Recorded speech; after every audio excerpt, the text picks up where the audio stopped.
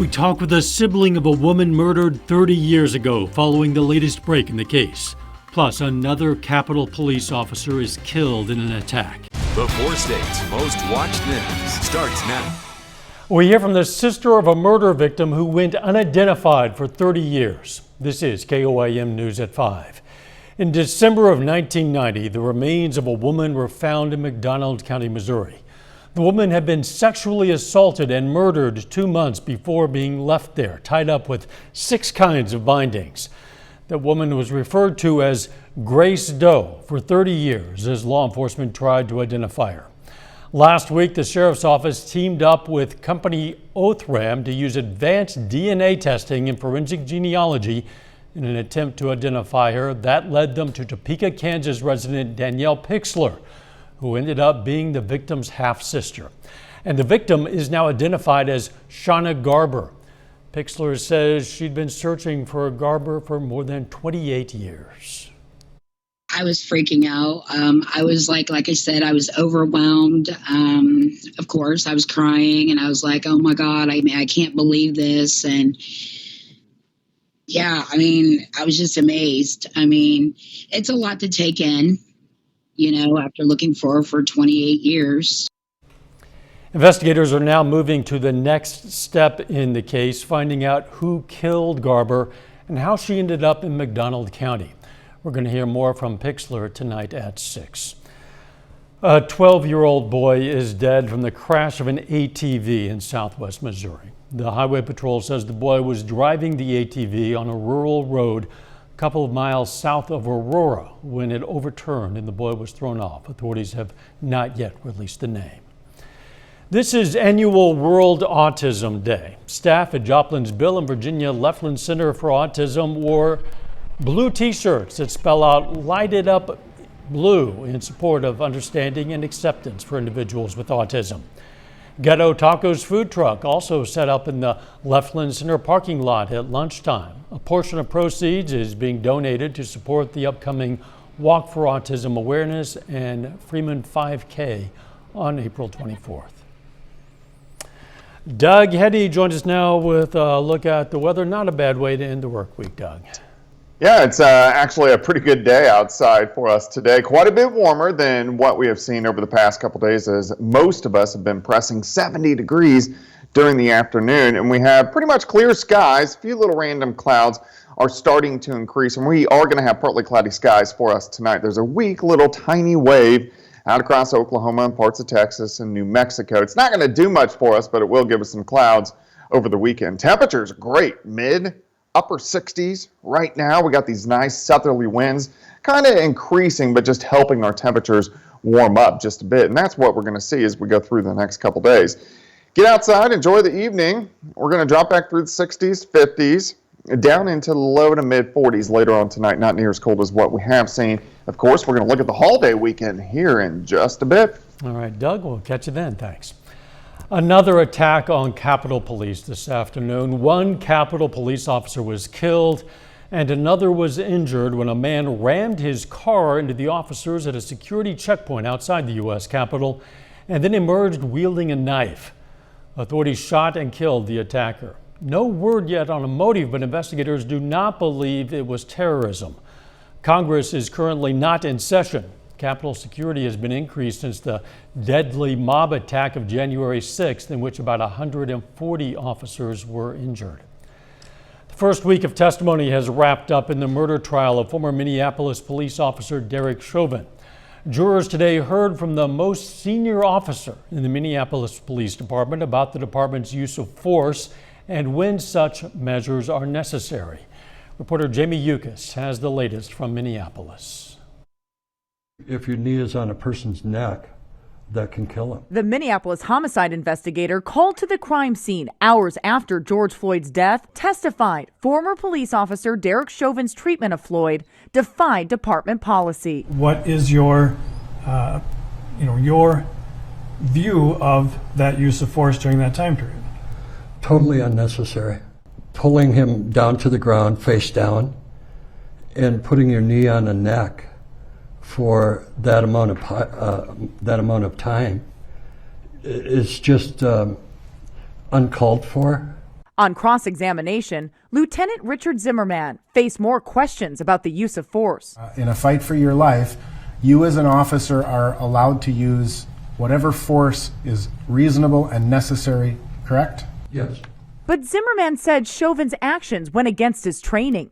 Have you ever, in all the years you've been working for the Minneapolis Police Department, been trained to kneel on the neck of someone who is handcuffed behind their back in a prone position? No, I haven't. Zimmerman said he watched eyewitness videos and police body cams that captured Floyd's struggle. Based on your review of the body cams, did you see any need for Officer Shovin to improvise by putting his knee on Mr. Floyd for 9 minutes and 29 seconds? No, I did not. Zimmerman also testified officers have a duty to render medical aid to detainees in distress. None of the officers on the scene attempted to help Floyd as he pleaded for his life. Friday's proceeding wrapped a week of emotional testimony from eyewitnesses, EMS workers, dispatchers, and Floyd's girlfriend. It's not known yet whether Shovin will testify on his own behalf. The trial resumes Monday. Jamie Yukas, CBS News, Minneapolis. Today's testimony was abbreviated because of Good Friday. Congressman Matt Gaetz confirms that he is a subject in a federal investigation for sex trafficking. The admission comes as the New York Times reports the FBI questioned multiple women who claimed they were paid to have sex with the prominent Republican from Florida. Gaetz also says he's the target of an extortion scheme. The focus of Republican efforts to change state voting laws has shifted to Texas. The state Senate there passed a bill to limit early voting hours, make drive-through voting illegal, and restrict voting by mail. Democrats claim it's intended to keep their supporters away from the polls. Republicans claim the changes are intended to improve election security. At least 48 people were killed and more than 100 injured in Taiwan's deadliest ever train accident. Authorities say a construction truck parked improperly slid onto the track, striking the train before it entered a tunnel. Firefighters had to cut through twisted wreckage to rescue dozens of people who were trapped. Just ahead, important new research concerning mothers-to-be. Pregnancy and the vaccine. I'm Femi Redwood with the potential benefits for women and their babies. And later, better than expected news concerning our economy. New research shows big potential benefits for pregnant women who get the COVID vaccine and their babies. Reporter Femi Redwood has more. OBGYN Dr. Jessica O'Connell has been caring for patients during the pandemic while expecting her own new addition. Truly, I'd been crossing my fingers and waiting and hoping that the vaccine would be ready sooner rather than later. I was thrilled when it became available. She got the COVID vaccine during her pregnancy and 2 months ago gave birth to her son, George. The doctor was part of a new study at Northwestern Medicine looking at 27 pregnant women who received the Pfizer or Moderna vaccine in the third trimester. Women who received the vaccine in pregnancy did exhibit a similar immune response to what we would anticipate in the non-pregnant. There was fairly robust transfer of the antibodies into the umbilical cord blood. Lead study author Dr. Emily Miller says women vaccinated sooner in the third trimester were more likely to pass on protective antibodies. For those folks that are on the fence, that are in their early third trimester, that are not sure should they just wait until after delivery, these data suggest that not only is there the incredibly important maternal benefit of vaccination, but there also is probably an additive benefit to the baby of going ahead and getting it earlier. As a mom, that feels amazing, knowing that George has a little bit extra protection. He has 2 older brothers who do go to school. So between my career and our personal lives, there's only so many lifestyle things we could do to protect him. Research shows breastfeeding moms can also transfer antibodies to their babies. Dr. O'Connell says she plans to breastfeed as long as she can. Femi Redwood, CBS News, New York. A recent Massachusetts General Hospital study involving COVID-vaccinated pregnant women found good levels of antibodies in the breast milk. As the COVID vaccine becomes more widely available, health experts begin shifting their attention to fighting misinformation. Among the most common reasons for hesitancy is the belief that the COVID vaccine was created too quickly. But Dr. Greg Poland of the Mayo Clinic says that's not the case. Dr. Poland says This vaccine has been 31 years in the making. What they do is they change the vaccine to handle each specific virus. Researchers began developing mRNA and adenovirus vaccines to fight against outbreaks of SARS-CoV-1 back in 2003 and again in 2012 for the MERS outbreak. For people at high risk of melanoma, a new study investigates ways to improve early detection.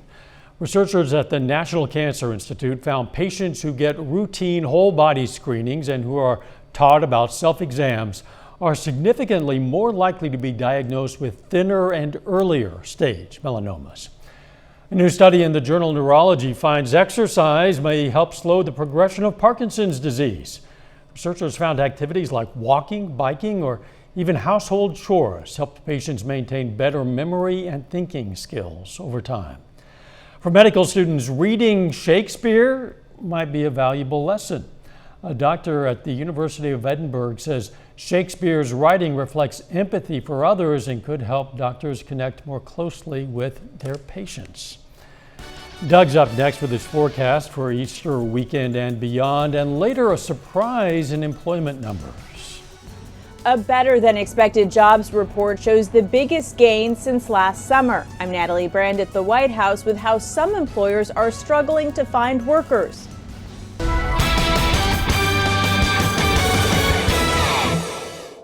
Well, it's turned out to be a pretty good Friday, actually, for us today. We've had sunny skies and temperatures warmer than what we've had over the past couple days.